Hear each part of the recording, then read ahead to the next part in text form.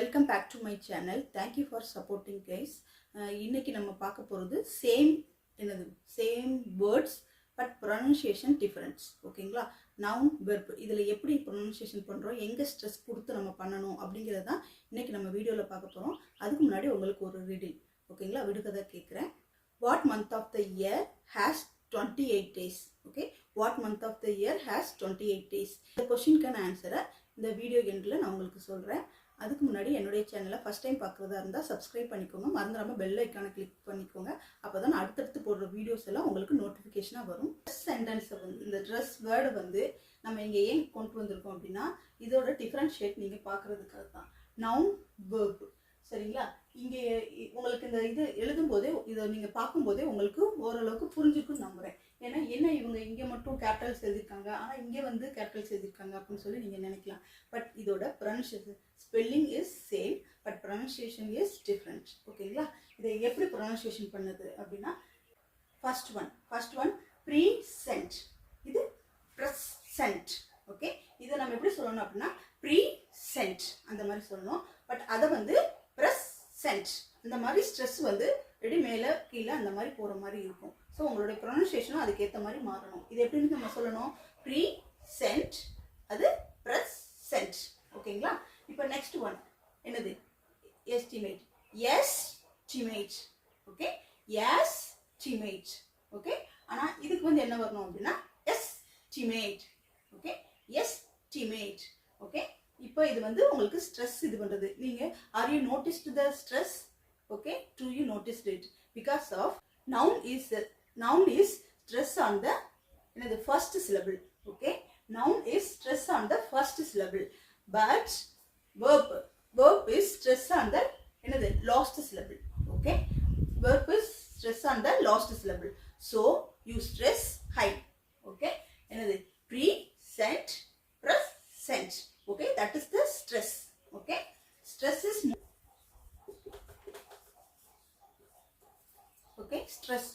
Stress வந்து நம்ம pronunciation English ப்ரொனன்சியேஷனை பொறுத்தவரையும் ரொம்ப இம்பார்ட்டன்ட். ஓகேங்களா? இப்போ எஸ்டிமேட் பார்த்தோம். அடுத்து ப்ராஜெக்ட். ஓகே, ப்ராஜெக்ட் இது ப்ராஜெக்ட் ப்ராஜெக்ட் ப்ராஜெக்ட் ப்ராஜெக்ட். ஓகேங்களா? இப்போ உங்களுக்கு இதை உங்களுக்கு புரிஞ்சிருக்கும். நெக்ஸ்ட் சென்டென்ஸ் வந்து நீங்களே ட்ரை பண்ணி பாருங்க. பேர் மீட். பேர் மீட் இது எப்படி சொல்லணும், per meet. Okay, per meet. ஓகேங்களா? இப்போ இது புரிஞ்சிடுச்சா?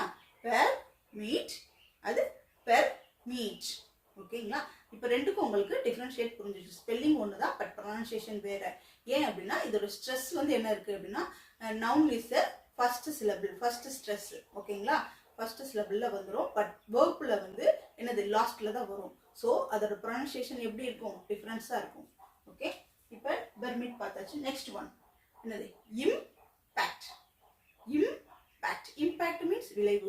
சரி, இது கொரோனா டைத்தில் அடிக்கடி நியூஸ்லாம் நம்ம கேள்விப்பட்ட ஒரு வேர்டு தான் இம்பேக்ட். ஓகேங்களா? அது வந்து இதை எப்படி சொல்லணும் அப்படின்னா இம்பேக்ட். என்னது, இம்பேக்ட்.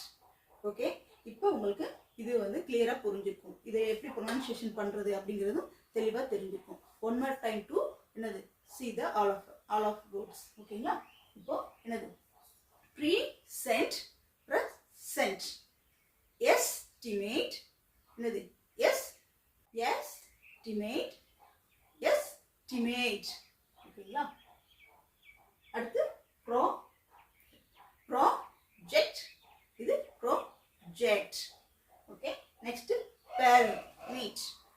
permit, permit.